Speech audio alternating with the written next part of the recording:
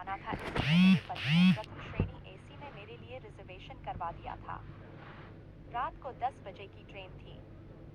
मुझे मेरे पति स्टेशन तक छोड़ने के लिए आए और मुझे मेरे कूप में बिठाकर टिकट चेकर से मिलने चले गए। मेरा कूप केवल 2 सीटों वाला था। अभी तक दूसरी सीट पर कोई भी पैसेंजर नहीं आया था।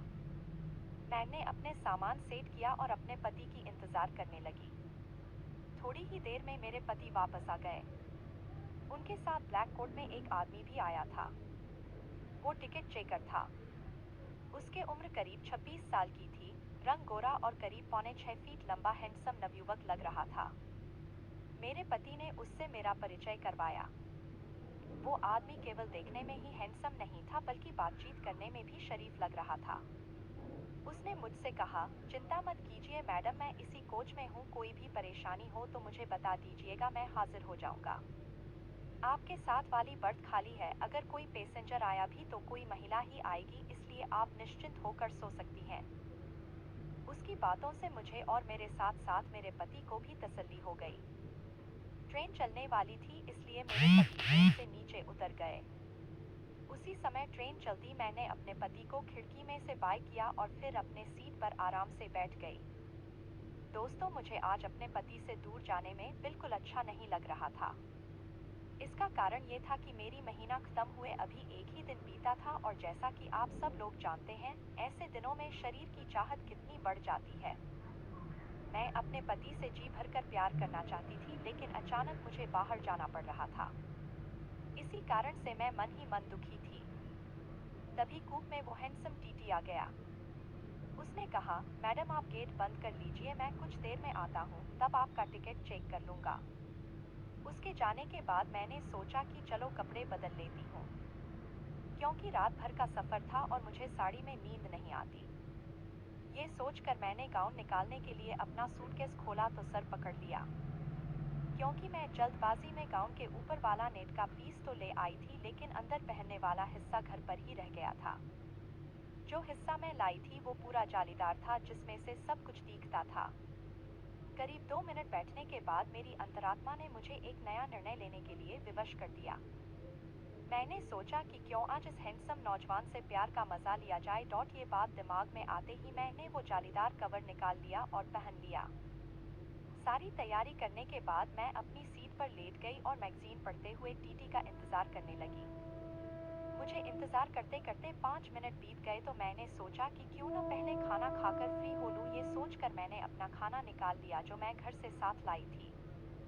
खाना शुरू करते हुए मैंने सोचा कि खाने के बीच में टीटी टिकट चेक करने आ गया तो बीच में उठकर टिकट निकालना पड़ेगा। ये सोचकर मैंने अपने पर्स में रखा टिकट निकाल लिया। टिकट हाथ में आते ही मेरी आंखों के सामने उस टीटी का जवान शरीर घूम गया और मेरे अंदर की औरत ने अपना काम करना शुरू कर दिया। पूरी तैयारी के बाद मैं खाना खाने लगी। तभी मेरे कूप का गेट खुला और टीटी अंदर आ गया। अंदर आते ही मुझे पारदर्शी कपड़ों में देखकर बेचारे को पसीना आ गया। वह बिल्कुल सकपका गया और इधर उधर देखने लगा। मैंने उसका हौसला बढ़ाने के लिए उसकी तरफ मुस्कुरा कर देखा और कहा, आइए टीटी साहब बैठिए, खाना लेंगे आप? मेरी बात सुनते ही वह बोला, नहीं मैडम आप लीजिए, मैं तो बस आपका टिकट टिक करने आया था। कोई बात नहीं, मैं कुछ देर बाद आ जाऊंगा, आप आराम से खा लीजिए। मैंने उसे सामने वाली सीट पर बैठने का इशारा करते हुए कहा, नहीं नहीं, आप बैठो ना, मैं अभी आपको टिकट दिखाती हूँ। यह कहकर मैंने अपना खाने का डिब्बा नीचे रख दिया और टिकट ढूंढने का नाटक करने लगी। ये सब करते हुए मैं बार बार नीचे झुक रही थी ताकि वो जी भर के देख ले। ये सारी हरकतें करते हुए मैं ये इंतजार कर रही थी कि वो खुद मेरे लेफ्ट में रखे हुए टिकट को देख ले, और हुआ भी ऐसा ही। उसने मेरे लेफ्ट की ओर इशारा करते हुए कहा, मैडम लगता है आपने टिकट अपने लेफ्ट साइड में रख लिया है। मैंने अनजान बनते हुए अपने गले की तरफ देखा और हंसते हुए कहा यार। बोलते बोलते मैंने अपने खाना लगे हुए हाथों से उसको निकालने की नाकाम कोशिश की और इधर उधर से उंगली डालकर टिकट पकड़ने की कोशिश करते हुए उसे अपने लेफ्ट के दर्शन करवाती रही। जब मेरी उंगली से टकरा कर टिकट और अंदर घुस गया तो मैंने मुस्कुराते हुए उससे कहा, सॉरी यार, अब तो आपको ही मेहनत करनी होगी। मेरी बात सुनते ही वो उठकर मेरे पास आ गया और मेरे गाउन में हाथ डालता हुआ बोला, क्यों नहीं मैडम, मैं खुद निकाल लूंगा। ये बात कहते हुए वो बड़ी अदा से मुस्कुरा उठा था। उसने डरते डरते मेरे गाउन के अंदर हाथ डाला और टिकट पकड़कर बाहर खींचने की कोशिश करने लगा। वो बेचारा टिकट निकलने से डर रहा था, इसलिए मैंने उसको इशारा किया और बोली, हाँ डॉट हाँ, आप टिकट हाथ डालकर निकाल लो न प्लीज। मेरी बात सुनते ही उसके हौसले बुलंद हो गए। मैं तो यही चाहती थी, इसलिए मैं उसकी तरफ देखकर मुस्कुराने लगी। मुझे मुस्कुराता देखकर वो खुश हो गया। उसके बाद उसने टिकट निकाल कर चेक किया और मेरी तरफ इशारे करते हुए बोला, आप खाना खा लीजिए, मैं बाकी सवारियों को चेक करके अभी आता हूँ। मैंने भी उसको खुला निमंत्रण देते हुए कहा, जल्दी आना। वो मुस्कुराता हुआ जल्दी से बाहर निकल गया। मैंने भी जल्दी जल्दी अपना खाना खाया और बड़ी बेसब्री से उसका इंतजार करने लगी। जितनी जल्दी मुझे थी उतनी ही उसे भी थी, इसीलिए वो भी 5-7 मिनट में ही वापस आ गया। अंदर आते ही उसने कूप अंदर से लॉक कर लिया और मेरे करीब आकर मुझे से बोला, आओ मैडम, आज आपको फर्स्ट एसी का पूरा मजा दिलवाऊंगा। मैंने भी हाँ दिए। करीब 2-3 मिनट के बाद वो अलग हुआ और लगभग गिड़गिड़ाते हुए बोला, मैडम एक प्रॉब्लम है। मैंने पूछा, क्यों, क्या हुआ? मैडम मेरे साथ मेरा एक साथी और है इसी कोच में, अगर मैं उसको ज्यादा देर दिखाई नहीं दूंगा तो वो मुझे ढूंढता हुआ यहाँ आ जाएगा। वो बोला, अगर आप इजाजत दें तो क्या उसको भी बुला। उसके बाद सुनते ही मेरी खुशी ये सोचकर दोगुनी हो गई, चलो आज बहुत दिनों बाद एक साथ प्यार मिलने वाले हैं। इसलिए मैंने तुरंत जवाब दिया, हाँ हाँ, बुला लो उसको भी, लेकिन ध्यान रखना किसी और को पता नहीं चलना चाहिए। जाओ जल्दी से बुला लाओ।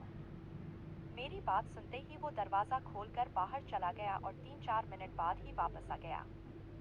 उसके साथ एक आदमी और था। ये नया बंदा करीब 35 साल की उम्र का था।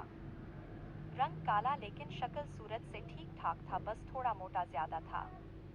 उन दोनों ने अंदर आते ही कूप को अंदर से लॉक कर लिया और दोनों मेरे पास आकर खड़े हो गए। पुराने वाले टीटी, जिसका नाम मुझे अभी तक पता नहीं था, उसने अपने साथी से मुझे मिलवाया। मैडम ये है मेरा दोस्त सौरभ। मैंने खड़े होते हुए उससे हाथ मिलाया और पुराने वाले से बोली, ये तो ठीक है, पर तुमने अभी तक अपना नाम तो बताया ही नहीं। मेरी बात पर मुस्कुराते हुए वो बोला, मैडम मुझे अजय कहते हैं।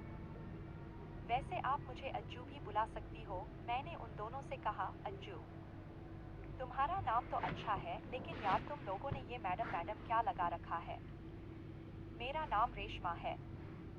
वैसे तुम लोग मुझे किसी भी नाम से बुला सकते हो। आपस में परिचय पूरा होने के बाद हम लोग थोड़ा खुल गए थे, लेकिन वो दोनों कुछ शर्मा रहे थे, इसलिए पहल मुझे ही करनी पड़ी और मैंने अज्जू के गले लग गई। तभी अचानक कूप का दरवाजा खुला और 3 आदमी एक साथ अंदर आ गए। ट्रेन किसी बड़े स्टेशन पर रुकी हुई थी। अचानक उन लोगों के अंदर आने से मैं चौंक गई और जल्दी से अलग होकर अपने कपड़े उठाकर अपना बदन छुपाने की कोशिश करने लगी। उन 3 लोगों के अंदर आते ही सौरभ जोर से चहक कर बोला, आओ बॉस, मैं आप लोगों का ही इंतजार कर रहा था। उसने जल्दी से कूप का दरवाजा अंदर से लॉक कर लिया और मेरी तरफ मुड़कर बोला, चिंता मत करो मैडम, ये लोग भी अपने दोस्त हैं। अभी तुम्हारी इच्छा बढ़ रही थी ना, इसलिए इन लोगों को बुलवाया है। चलो शुरू करते हैं। मुझे इस तरह से उन लोगों का अंदर आना अच्छा नहीं लगा। मैंने नाराज होते हुए कहा, चुप रहो तुम। मुझे क्या तुम लोगों ने बाजारू समझ रखा है? जो भी आएगा मैं उससे प्यार कर लूंगी।